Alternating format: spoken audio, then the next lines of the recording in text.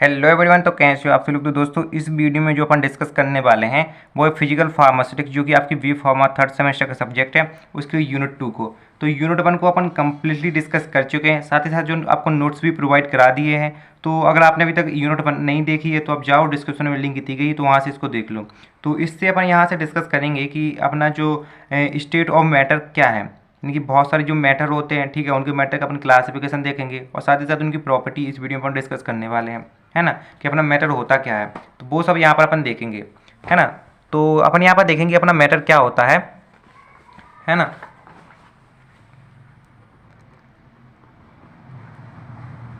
देखो अपना मैटर क्या होता है, कोई भी ठीक है, या बोलो तो एनीथिंग, ठीक है, जिसके पास क्या है, ठीक है, दो चीज़ें होनी चाहिए इसके पास। एक होना चाहिए स्पेस और मास। आपके पास कुछ भी है, ठीक है, जिसके पास स्पेस है और मास है तो उसको अपन क्या बोलेंगे, मैटर बोलेंगे, है ना। जैसे कि अपन के पास ये जो पेन का ढुक्का है, ठीक है, इसके पास देखो एक अपना एक क्या है, एक स्पेस है, ठीक है, और इसका अपना एक क्या है, मास है। तो इसको अपन बोल सकते हैं क्या है, एक मैटर है। ठीक वैसे ही जो अपना एक पेन है, ठीक है, इसका अपना क्या है, एक स्पेस इसने लिया हुआ है, जैसे यहाँ पर रखा हुआ है ना, तो इसने देखो अपना एक स्पेस लिया हुआ है, साथ ही साथ इसमें कुछ क्या है, मास है। तो अपना पेन भी क्या हो गया, एक मैटर हो गया। तो कुछ भी, ठीक है, एनीथिंग जिसके पास क्या हो, स्पेस हो, मास हो, तो वो क्या होता है, मैटर होता है ना। सिंपल सी आपको डेफिनेशन समझ में आ गई होगी। अब यहाँ पर हम बात करें मैटर के क्लासिफिकेशन की, तो अपना जो मैटर होता है, ठीक है, मैटर को अपन देखो दो तरह से अपन इसको क्लासीफाई कर सकते हैं, है ना। दो बेस पे अपन इसको क्लासीफाई कर सकते हैं। एक होता है फिजिकल क्लासिफिकेशन, है ना,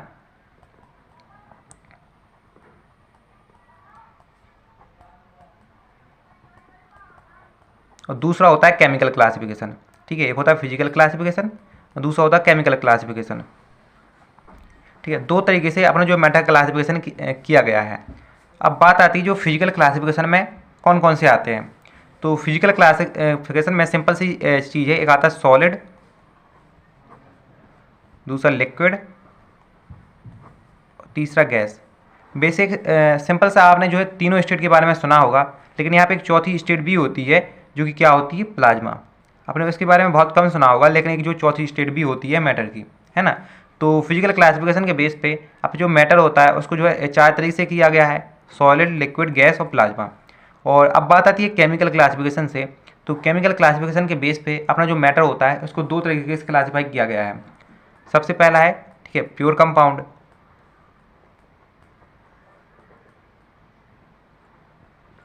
और दूसरा है मिक्सचर। मतलब केमिकल क्लासिफिकेशन के बेस पे दो तरीके से क्लासीफाई किया गया है, एक होता है प्योर कंपाउंड, दूसरा है मिक्सचर। सिंपल सी चीज़ आपको मैटर के बारे में समझ में आ गई होगी कि एक मैटर क्या होता है। ठीक है, मैटर कुछ भी है, एनीथिंग है, जिसके पास क्या है, स्पेस है, ठीक है, मास है, तो वो क्या हो गया, मैटर हो गया। अब मैटर को दो तरीके से क्लासीफाई किया गया है, एक है फिजिकल क्लासिफिकेशन, दूसरा है केमिकल क्लासिफिकेशन। फिजिकल क्लासिफिकेशन में सॉलिड, लिक्विड, गैस और प्लाज्मा आते हैं, और केमिकल क्लासिफिकेशन में प्योर कंपाउंड और मिक्सचर आते हैं, है ना। तो अब अपन यहाँ पर जो फिजिकल क्लासिफिकेशन को अपने क्रम से देखते हैं कि अपना सॉलिड, लिक्विड, गैस, ठीक है, क्या होते हैं, ठीक है, इनकी क्या क्या प्रॉपर्टी होती है, इसके बारे में अपन यहाँ पर डिस्कस करेंगे। तो यहाँ पर थोड़ा समझने से पहले अब एक चीज़ को यहाँ पर थोड़ा सा समझो कि सबसे पहले क्या होता है। जैसे आप कुछ देखो,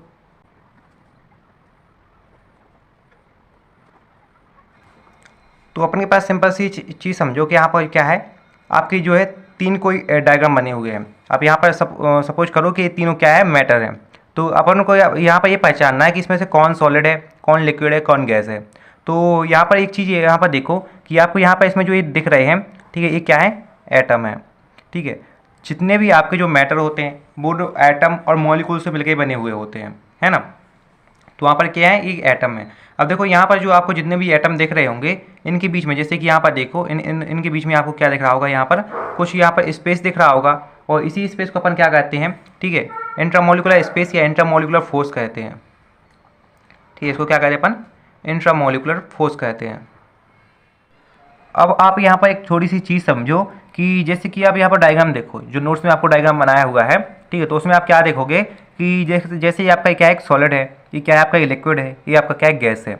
तो आप यहाँ पर एक देख रहे हो कि गैस में जो है, ठीक है, एटम जो है बहुत ही कम दिख रहे होंगे आपको, लिक्विड में जो है मॉडरेट दिख रहे होंगे, और सॉलिड में जो है बहुत ज़्यादा एटम रहते हैं। और आप एक चीज़ देख रहे होगे कि सॉलिड में जो एटम है, ठीक है, बहुत ज़्यादा है, और इनके बीच जो है स्पेस भी बहुत कम है। ठीक है, लिक्विड में जो इनके बीच स्पेस ज़्यादा है, और गैस में और ज़्यादा स्पेस है ना। तो अब यहाँ पर एक चीज़ देखो कि इनके बीच जितना ज़्यादा स्पेस रहेगा, ठीक है, उतने उनके बीच जो है इंटरमोलिकुलर फोर्स जो है कम होगा। तो गैस में जो है स्पेस ज़्यादा है, इसलिए यहाँ पर जो इंटरमोलिकुलर फोर्स जो है बहुत ही कम है, और लिक्विड में जो मॉडरेट है इसलिए यहाँ पर इंटरमोलिकुलर फोर्स क्या है, मॉडरेट है। और जो सॉलिड में ठीक है स्पेस बहुत कम है, इसलिए यहाँ पर इंटरमोलिकुलर फोर्स जो है बहुत ज़्यादा है ना। तो सिंपल सी चीज़ आपको समझ में आ गई होगी। अब यहाँ पर एक चीज़ देखो, क्योंकि यहाँ पर जो सॉलिड के पार्टिकल है, यहाँ पर सॉलिड के पार्टिकल यहाँ पर आप देख रहे होगे बहुत ही जो एटम है बहुत वो पास पास है, इसलिए आप इनको दबाओगे तो जो है ईजिली जो दबेगा नहीं, ठीक है। जैसे आपके पास एक पेन है, तो पेन क्या है, सॉलिड है, तो आप इसको सॉलिड को दबा रहे हो तो ईजिली नहीं दबेगा ना, कहाँ दब रहा है, ठीक है। वहीं अगर ये लिक्विड होता तो जो थोड़ा दब भी जाता, ठीक है, थोड़ा दब भी जाता। जैसे आप अगर पानी है, पानी आपने कहीं जो है किसी कंटेनर में या बोलो तो जो फुग्गा रहता है, ठीक है, उसमें भर रखा, थोड़ा सा दबाओगे तो दब भी जाएगा। और वहीं गैस है तो गैस क्या होती है, आप इसको ईजिली दबा सकते हो, कॉम्प्रेस कर सकते हो, है ना, क्योंकि उनके बीच जो है एटम कम है, स्पेस ज़्यादा है, इसलिए आसानी से जो क्या हो जाए, कॉम्प्रेस हो जाएंगे, है ना। तो सिंपल सी चीज़ आपको समझ में आ गई होगी। अब यहाँ पर आप थोड़ी सी एक चीज़ देखोगे तो देखो ये सेम चीज़ लिखी हुई है कि आपके जितने भी एटर होते हैं, ठीक है, वो क्या होते हैं, एटम से बने होते हैं, और सभी मैटर की अपनी क्या होती है, अलग अलग डिफरेंट क्या होती है, प्रॉपर्टी होती है। जैसे कि यहाँ पर अपन सॉलिड को देखेंगे तो सॉलिड की भी अपनी अलग प्रॉपर्टी होगी, ठीक है, लिक्विड की भी अपनी अलग प्रॉपर्टी होगी, और गैस की भी क्या होगी, अपनी अलग प्रॉपर्टी होगी। तो अपना सॉलिड क्या होता है, जो मैटर का सबसे सिंपलेस्ट फॉर्म होता है, ठीक है, सबसे क्या होता है, सिंपलेस्ट फॉर्म होता है मैटर का। यहाँ पर देखो सॉलिड के बीच में वही सेम चीज़ यहाँ पर लिखी हुई है कि यहाँ पर जो सॉलिड के बीच जो एटम होते हैं, ठीक है, एटम के बीच जो strong intermolecular force of attraction work करता है। स्ट्रॉन्ग इसलिए वर्क करता है क्योंकि यहाँ पर जो पार्टिकल होते हैं उनके बीच जो स्पेस है, इंटरमोलिकुलर स्पेस है, बहुत कम होता है, और जितना कम इनके बीच इंटरमोलिकुलर स्पेस होगा, ठीक है, उतनी ज़्यादा इनके बीच intermolecular force of attraction work करेगा। इंटरमोलिकुलर फोर्स ऑफ अट्रैक्शन यानी वो फोर्स जो क्या कहते हैं, पार्टिकल को अपनी तरफ जो है अट्रैक्ट करते हैं, है ना। तो इसमें क्या रहता है कि आपके सॉलिड में, ठीक है, intermolecular force of attraction strong रहता है, हाई रहता है, ज़्यादा रहता है ना। तो सिंपल सी चीज़ है सॉलिड के बारे में। अब यहाँ पर अगर प्रॉपर्टी की बात करें तो वही सेम चीज़ लिखी हुई है कि इसका क्या होता है, वॉल्यूम एंड शेप क्या होता है, रिटेन रहता है, मतलब जैसा है वैसे ही रहेगा। जैसे कि आपके पास क्या है, अब सॉलिड है, पेन क्या है, अपना सॉलिड है, तो उसका एक जो शेप है वो इसी तरह का रहेगा ना, ऐसा तो है नहीं कि बदलता रहेगा। जैसे पानी का तो बदलता रहता है, आप जिस काउंटर में भरोगे, ग्लास में भरोगे तो ग्लास की तरह उसका शेप हो जाएगा, और वहीं आप जो है बोतल में भरोगे तो बोतल की तरह शेप हो जाएगा, मतलब उसका जो शेप है वो बदलता रहता है। लेकिन आपके पास जो कोई सॉलिड रहता है उसका शेप क्या रहता है, रिटेन रहता है, मतलब उसका जैसा शेप है उससे वैसे ही शेप रहेगा, है ना। तो इसमें जो वॉल्यूम एंड शेप जो है रिटेन रहता है सॉलिड का। साथ ही साथ इसमें क्या होता है, जो पार्टिकल रहते हैं वो लॉक्ड रहते हैं अपनी स्पेस पे। जैसे कि इस डायग्राम को देखो तो आपको पता है कि इसमें जो आपको दिख रहे हैं, क्या दिख रहे हैं, एटम दिख रहे हैं, या बोले तो इसी को पार्टिकल दिख रहे हैं, तो इनके बीच बहुत कम स्पेस है। अब इनके बीच बहुत कम स्पेस है तो क्या रहेगी, अपनी पोजीशन चेंज नहीं कर पाएंगे, मतलब यहाँ से ये वाला जो है यहाँ नहीं जा पाएगा, यहाँ वाला यहाँ नहीं जा पाएगा, मतलब ये अपनी चेंज ही नहीं कर पाएंगे क्योंकि इनके बीच जो बहुत कम स्पेस है। तो अपन कह सकते हैं कि जो पार्टिकल रहते हैं वो लॉक रहते हैं अपनी प्लेस पे, मतलब जहाँ उसके पार्टिकल है वहीं रहेंगे, ठीक है, चेंज नहीं हो सकते, है ना। तो particle are locked into place, ठीक है। इनके बीच क्या होता है, ठीक है, बहुत ही कम लिटिल स्पेस एग्जिस्ट करता है मॉलिक्यूल के बीच में। ये चीज़ मैंने अभी भी आपको बताई थी कि इनके बीच जो है बहुत कम इंटरमोलिकुलर स्पेस होता है, ठीक है। इंट्रामोलिकुलर स्पेस मतलब वो इंट्रा मतलब होता है अंदर, मॉलिक्यूल मतलब मॉलिक्यूल के अंदर जो स्पेस है ना। तो यहाँ पर जो क्या होता है, इनके बीच बहुत कम स्पेस एग्जिस्ट करता है, ठीक है, मॉलिक्यूल के बीच में। अब यहाँ पर क्या होता है कि देखो ये क्या होता है, इजीली फ्लो नहीं हो सकते, फ्लो मतलब बह नहीं सकते हैं, ठीक है। अब भाई सॉलिड तो बहेगा कैसे, अब ये कब बहेगा, जब आप इसको गर्म करोगे, हीट करोगे। जैसे आपके पास लोहा है ना, तो लोहा को जब आप टेम्परेचर प्रोवाइड कराओगे, बहुत ज़्यादा गर्म करोगे, तभी वो फ्लो करेगा। ऐसे नॉर्मली जैसे अपना एक पेन है तो नॉर्मली तो फ्लो करता नहीं है, तो क्या होता है, ईजिली जो है फ्लो नहीं होता है। साथ ही साथ क्या होता है, जो नॉट ईजी कंप्रेसिबल, मतलब इसको आप ईजिली जो है कंप्रेस नहीं कर सकते हो।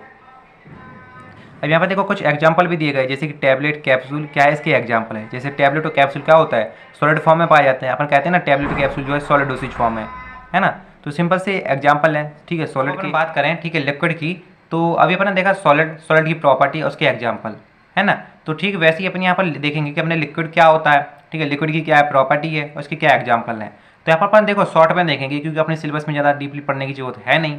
डीपली पढ़ेंगे तो बहुत पूरा चैप्टर बन जाएगा जो कि आपने 11th-12th में पढ़ा होगा, है ना।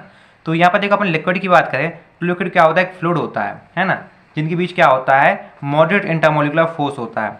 जैसे कि आप यहाँ पर डायग्राम से भी आप देख रहे होगे कि यहाँ पर आपको डायग्राम दिख रहा होगा, तो डायग्राम में आप क्या देख रहे होगे कि इनके बीच जो क्या है, आपकी बहुत सारे जो एटम है, ठीक है, एटम के बीच जो है लो इंटरमोलिकुलर फोर्स रहता है। यहाँ पर जो इंटरमोलिकुलर फोर्स दिया गया है वो लो होता है, किसके कंपेयर में, अगर आप देखोगे कि अभी सॉलिड में क्या था, हाई इंटरमोलिकुलर फोर्स था, क्योंकि उसके जो पार्टिकल जो है पास पास थे, अपन ने पता है कि जितने पार्टिकल पास पास होंगे उनके बीच उतना ही ज़्यादा intermolecular force of attraction work करेगा। यहाँ पर क्योंकि पार्टिकल दूर दूर है इसलिए इसमें क्या है, लो इंटरमोलिकुलर फोर्स ऑफ अट्रैक्शन है ना। वहीं यहाँ पर गैस में भी गैस में देखोगे तो गैस में क्या होता है, वो और ज़्यादा दूर दूर होते हैं, इसलिए उसमें और ही बहुत ही कम माइनर क्वांटिटी में, है ना, intermolecular force of attraction work करता है। तो लिक्विड में क्या होता है, लो इंटरमोलिकुलर फोर्स ऑफ अट्रैक्शन होता है ना। यहाँ पर जैसे वो देखो लिखा भी हुआ है कि लिक्विड में, ठीक है, जो एटम के बीच में क्या होता है, एटम या उसको बोले मॉलिक्यूल, तो एटम और मॉलिक्यूल के बीच में क्या होता है, moderate intermolecular force of attraction क्या करता है, एग्जिस्ट करता है, मतलब पाया जाता है ना। अब यहाँ पर प्रॉपर्टी की अगर बात करें तो सबसे पहले ना इसका जो शेप होता है, ठीक है, शेप जो है कोई भी एक डेफिनेट शेप नहीं है, मतलब इनडिफिनिट शेप होता है। इनडिफिनिट शेप का मतलब इसका जो शेप चेंज होता रहता है। अपन को पता है कि अपना जो लिक्विड होता है उसे आप जिस तरह के कंटेनर में रखो उसका वैसे ही शेप हो जाता है। जैसे कि अगर आप उसको बीकर में रखोगे तो बीकर की तरह शेप हो जाएगा, है ना। उसको आप इस तरह के कंटेनर में रखोगे तो इस तरह का शेप हो जाएगा, वहीं आप इस तरह से में रखोगे तो इस तरह का शेप हो जाएगा। मतलब आप उसको जैसा आप कंटेनर प्रोवाइड कराओगे, ठीक है, उसका वैसे ही शेप हो जाएगा लिक्विड का। मतलब लिक्विड का शेप जो है वो कंटेनर पर डिपेंड करता है, ठीक है। क्या होता है, इसका इंडेफिनेट शेप होता है, मतलब इसका जो शेप है वो चेंज होता रहता है, किसका, लिक्विड का, है ना। अब इसके साथ साथ इसका जो क्या होता है, मास और वॉल्यूम क्या होता है, डिफाइंड होता है। मतलब उसका जो जितना वॉल्यूम है, ठीक है, या बोले तो जितना उसका मास है वो क्या रहेगा, चेंज नहीं होता है, उतना ही होगा, उतना ही रहेगा, है ना। अपन को पता है कि अपना जो सॉलिड था, सॉलिड का मास और वॉल्यूम भी नहीं चेंज होता था, ठीक, वैसे ही अपना लिक्विड का भी नहीं होता है। लेकिन जो सॉलिड का शेप जो है चेंज नहीं हो रहा था, और लिक्विड का शेप क्या होता है, चेंज हो जाता है, पार्टिकल पर डिपेंड करता है ना। और यहाँ पर दिए गए हैं कि जो पार्टिकल होते हैं, ठीक है, मूव कर सकते हैं, ठीक है, एक दूसरे को। अब यहाँ पर आप देख रहे हो कि यहाँ पर देखो स्पेस है इनके बीच, तो क्या करते हैं, एक दूसरे की जगह को क्या कर सकते हैं, मूव कर सकते हैं, चेंज कर सकते हैं। इसलिए पार्टिकल जो है एक स्पेस पर लॉक नहीं रहते हैं। जैसे कि अपना सॉलिड में था तो जो पार्टिकल थे वो एक स्पेस पर लॉक रह रहे थे, लेकिन यहाँ पर अपना जो लिक्विड है उसके जो पार्टिकल है वो किसी भी एक स्पेस पर लॉक नहीं रहेंगे। अब यहाँ पर दिख रहा है कि यहाँ पर जो आपके मॉलिक्यूल होते हैं कि उनके बीच क्या होता है कि लिटिल फ्री स्पेस क्या करता है, एग्जिस्ट करता है। यहाँ पर आपको दिख रहा होगा कि इन पार्टिकल के बीच में क्या है, आपको फ्री स्पेस आपको क्या दिख रहा होगा, मतलब एग्जिस्ट करता है ना। सॉलिड में भी एग्जिस्ट कर रहा था और लिक्विड में भी एग्जिस्ट करता है, और इसी साथ गैस में भी एग्जिस्ट करता है। इस क्या होता है, फ्लो स्लोली, मतलब क्या होता है, आपका जो लिक्विड होता है वो स्लोली फ्लो करता है ना। आप जैसे आप वाटर को भी देख रहे होगे तो आपकी वाटर क्या होती है, फ्लो करती है, बहती है ना। लेकिन गैस की कंपेयर में, ठीक है, स्लो है।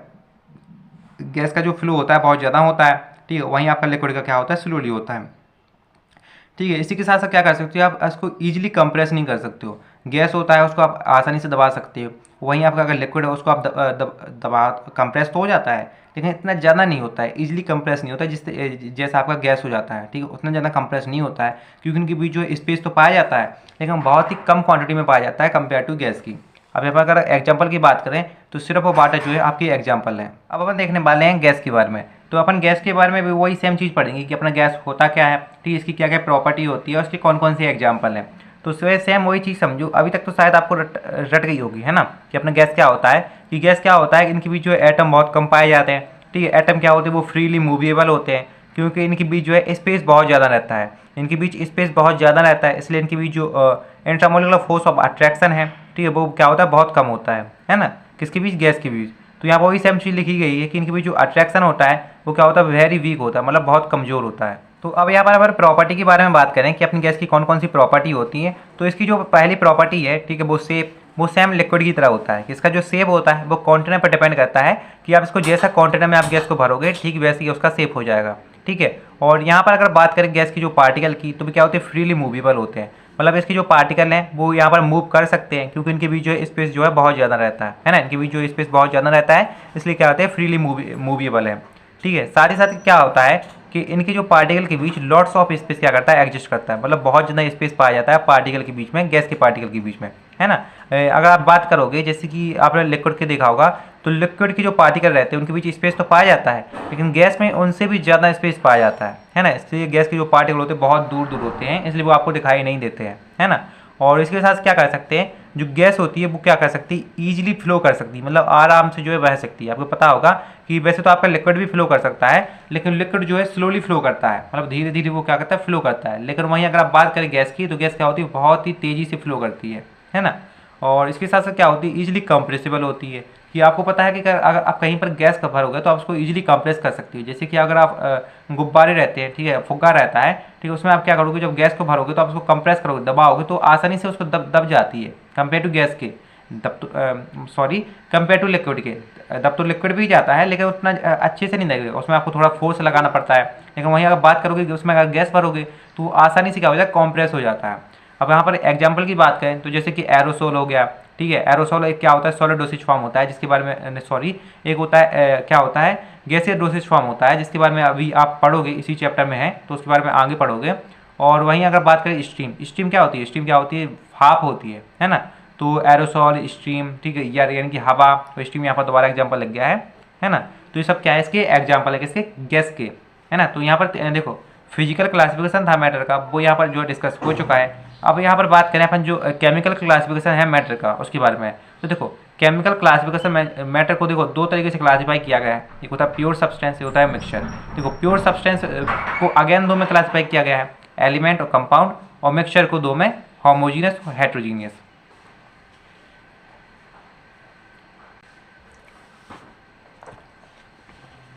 तो यहाँ पर देखो अब बात करते हैं अपन प्योर सब्सटेंस की, प्योर सब्सटेंस क्या होता है।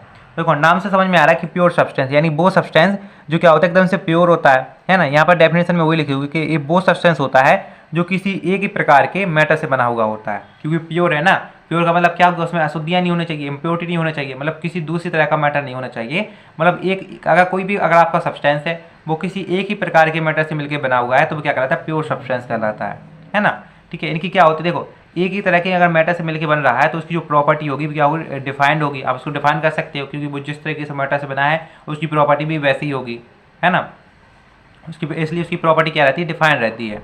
इसके साथ साथ अगर बात करें इसका, तो जो every sample of pure substance is same, मतलब अगर आप बात करोगे जो प्योर सब्सटेंस के जितने भी सैंपल होंगे वो सेम होंगे, क्योंकि वो एक ही तरह के मैटर से बने हैं। एक ही तरह से मैटर से बनेंगे तो क्या होंगे, वो सेम होंगे, उसकी प्रॉपर्टी भी सेम होगी, उसके सैंपल भी सेम होंगे, है ना, क्योंकि वो एक ही तरह के मैटर से मिलकर बना हुआ है। अगर कोई भी आपका जो सब्सटेंस है वो एक ही तरह के मैटर से मिलकर बना हुआ होता है तो उसे क्या कहते हैं, प्योर सब्सटेंस कहते हैं।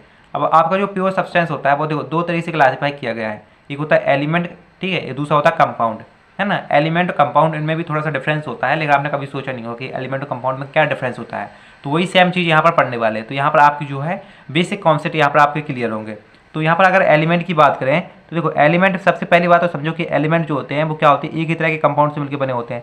जैसे कि आप इस डायग्राम को देख रहे होगे तो आप इसमें जो एलिमेंट को देख रहे हो तो एलिमेंट में देखो आपको जितने भी जो पूरे दिख रहे हैं, ठीक है, मॉलिक्यूल दिख रहे हैं, ठीक है, वो एक ही तरह के दिख रहे हैं। तो एलिमेंट में क्या लिखा है कि एलिमेंट जो होता है प्योर सब्सटेंस होता है, ठीक है, which can not break down in another substance, जिसको आप किसी दूसरे सब्सटेंस पर ब्रेक डाउन नहीं कर सकते, मतलब तोड़ नहीं सकते हो, ठीक है, उसे क्या कहते हैं अपन, प्योर सब्सटेंस कहते हैं। एलिमेंट क्या होता है, प्योर सब्सटेंस होता है जिसको आप दूसरे सब्सटेंस में क्या कर सकते हो, ब्रेक डाउन नहीं कर सकते हो, है ना।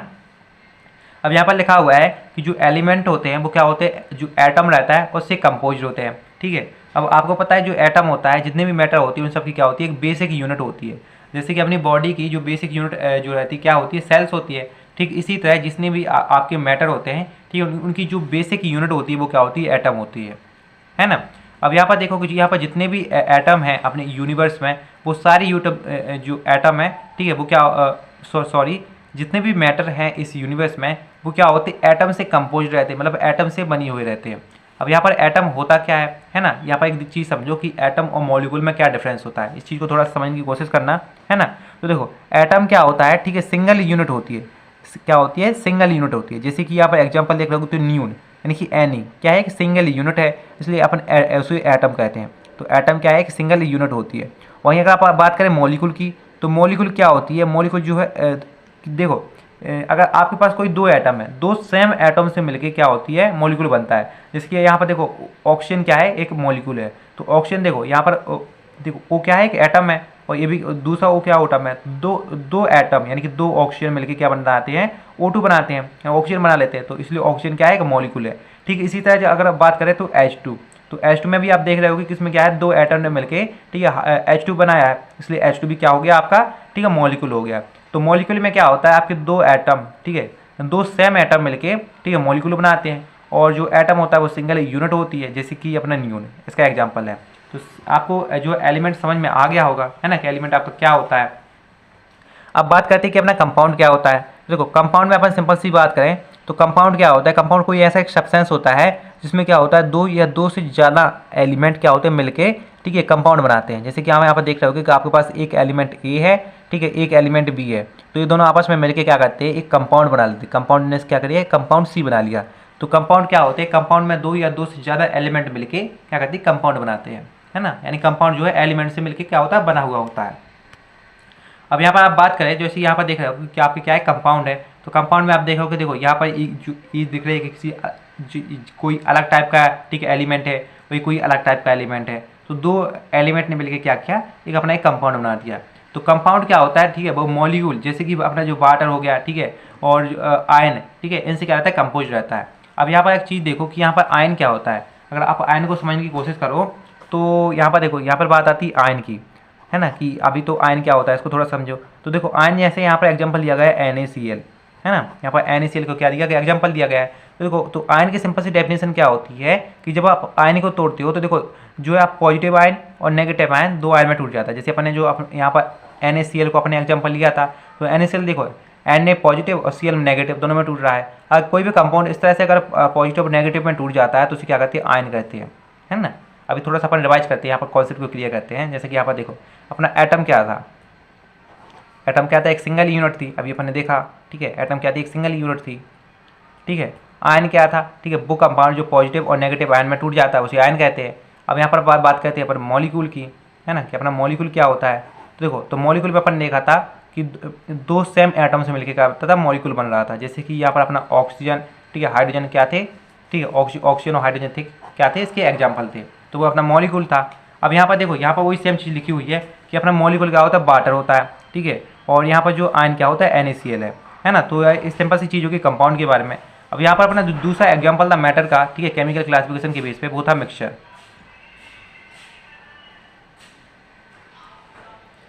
अब यहाँ पर अपन बात करें मिक्सचर की, सॉरी अगर आपको थोड़ी बैकग्राउंड नॉइस आ रही हो, क्योंकि आज के लेक्चर जो है रिकॉर्ड करने में बहुत ज़्यादा बैकग्राउंड नॉइस आ रही है ना। तो यहाँ पर देखो, अपन को सिंपल सी एक चीज़ पता है कि मिक्सचर क्या होता है। मिक्सचर देखो, आपको पता है मिक्सचर क्या होता है, कोई जो दो एलिमेंट, ठीक है, दो या दो से ज़्यादा एलिमेंट को आप क्या करोगे, कॉन्सिस्ट करोगे, मिलाओगे, तो मिला के क्या बनता है कि मिक्सचर बन जाता है। मिक्सचर का मतलब क्या होता है, मिलावट, ठीक है, मिक्सचर। तो यहाँ पर सेम चीज़ लिखी है, मिक्सचर क्या, mixture is a substance which consist of two or more element, मतलब एक ऐसा सब्सटेंस जो दो या दो से ज़्यादा एलिमेंट कॉन्सिस्ट रहता है, ठीक है, उसे क्या कहते हैं, मिक्सचर कहते हैं, ठीक है। और इसमें जो क्या होता है, कंपाउंड होते हैं, वो केमिकली रूप से क्या होते हैं, जो एक दूसरे से क्या होते हैं, कनेक्ट नहीं होते हैं, है ना। अगर वो एक दूसरे से रिएक्शन कर जाएंगे तो वो कोई एक सब्सटेंस अलग बना लेंगे, लेकिन आपको यहाँ पर मिक्सचर करना है, मिक्स करना है, बस वो कनेक्ट ना करें। जैसे कि आप यहाँ पर देखते होगे कि आप जैसे कि आपके पास नमक रखा है, नमक और आप जो है, ठीक है, नमक और मिर्ची पाउडर को आप मिलाओगे तो क्या होता है, एक दूसरे के केमिकली जो है रिएक्ट नहीं करते हैं, है ना। तो क्या रहता है, वो मिक्सचर रहता है। आपको दिख रहा होता है कि इसमें जो आपको क्या है, मिर्ची के पार्टिकल है, ठीक है, जो है आपको नमक के पार्टिकल है ना। तो वो क्या हो गया कि मिक्सचर हो गया, है ना। तो इसी तरह जो है दो तरह का मिक्सचर पाए जाते हैं, एक होता है होमोजीनियस मिक्सचर, एक होता है हेटेरोजीनियस मिक्सचर। दो तरह का मिक्सचर क्या होता है, एग्जिस्ट करता है। अब यहाँ पर अपन बात करें होमोजीनियस मिक्सचर की, देखिए आपको जो नोट्स हैं वो डिस्क्रिप्शन में मिल जाएंगे, तो वहाँ से डाउनलोड कर लेना, है ना।